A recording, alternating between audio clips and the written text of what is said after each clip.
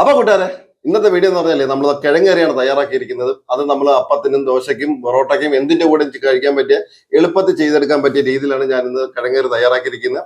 നിങ്ങൾക്ക് ഇഷ്ടപ്പെട്ട് കഴിഞ്ഞാൽ ഒന്ന് ലൈക്ക് ചെയ്ത് സപ്പോർട്ട് ചെയ്യാനും നിങ്ങളെ ലൈക്ക് എനിക്ക് വളരെ പ്രധാനപ്പെട്ടായിരുന്നു കൂട്ടുകാരെ, അത് നിങ്ങൾ മറക്കല്ലേ.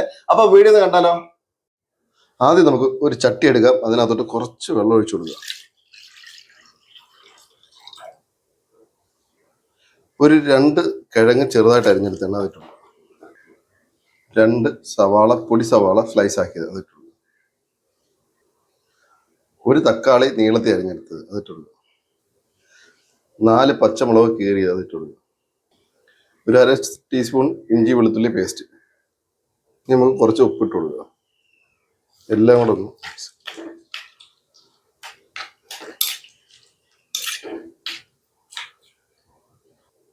ഇനി ഇത് അടച്ചു വെച്ച് നമുക്കൊന്ന് വേവിച്ചെടുക്കാം. അപ്പോഴത്തേക്ക് നമുക്ക് ഇത് വേവുന്ന സമയം കൊണ്ട് നമുക്കൊരു അരപ്പ് തയ്യാറാക്കി എടുക്കാം. ഞാൻ അരമുറി തേങ്ങ എടുത്തിട്ടുണ്ട്. ഇനി നമുക്ക് ഇതിനകത്തോട്ടൊരു 1/2 ടീസ്പൂൺ മല്ലിപ്പൊടി ചേർത്തെടുക്കാം. ഇത് ഓപ്ഷനിലാണ്, ഇത് വേണമെങ്കിൽ മാത്രം നമുക്ക് ഇട്ടാൽ മതി കേട്ടോ. വേണ്ടെങ്കിൽ നമുക്ക് ഇനി നമ്മളൊരു 1/4 ടീസ്പൂൺ പെരിഞ്ജീരകം പൊടിച്ചാണ് അതും കൂടി ചേർത്ത് കൊടുക്കുന്നുണ്ട്. ഇനി നമുക്കൊരു 1/2 ടീസ്പൂൺ മഞ്ഞപ്പൊടി കൂടി ഇട്ടെടുത്തിട്ട് നല്ലോണം പേസ്റ്റ് ആക്കി നമുക്ക് അരച്ചെടുക്കാം. കുറച്ച് വെള്ളം കൂടെ ഒഴിച്ചിട്ട്. അപ്പൊ നമുക്ക് കിഴങ്ങ് വെന്തോന്ന് നോക്കാം. വെന്തോന്ന് നോക്കി നമുക്ക് നല്ലോണം ഒന്ന് ഉടച്ചെടുക്കണം. ഒന്ന് ഉടച്ച് നോക്കാം. കിഴങ്ങൊക്കെ വെന്തുണ്ട്. നമുക്ക് ചെറുതായിട്ടൊന്ന് ഉടയ്ക്കാം.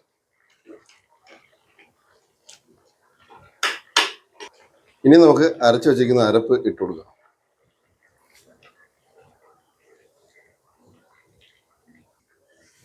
നമുക്കൊന്ന് ഇളക്കിയെടുക്കാം. ജസ്റ്റ് ഒന്ന് ചൂടായിട്ട് നമുക്ക് ഇതൊന്ന് ഓഫ് ചെയ്ത് വെക്കാവുന്നതാണ്. ഇനി നമുക്ക് ചെയ്യേണ്ടതെന്ന് പറഞ്ഞു കഴിഞ്ഞാൽ ഒരു താളിപ്പാണ്. അതിനെ ഒരു പാത്രം എടുത്തിട്ട് കുറച്ച് വെളിച്ചെണ്ണ ഒഴിച്ചു കൊടുക്കുക. അപ്പൊ എണ്ണ ചൂടാവുന്ന സമയത്ത് നമുക്ക് ഇതിനകത്ത് കുറച്ച് കടുക് ഇട്ട് കൊടുക്കുക. കടുക് പൊട്ടി വരുന്ന സമയത്ത് അതിനകത്ത് കുറച്ച് ചെറിയ ഉള്ളി ചേർത്ത് കൊടുക്കുക. ഒരു 4 വറ്റൽമുളക്.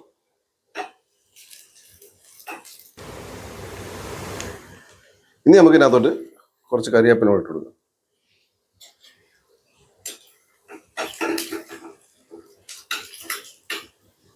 ഇനി നമുക്ക് ഇതിനകത്തോട്ട് ഒഴിച്ചു കൊടുക്കാം.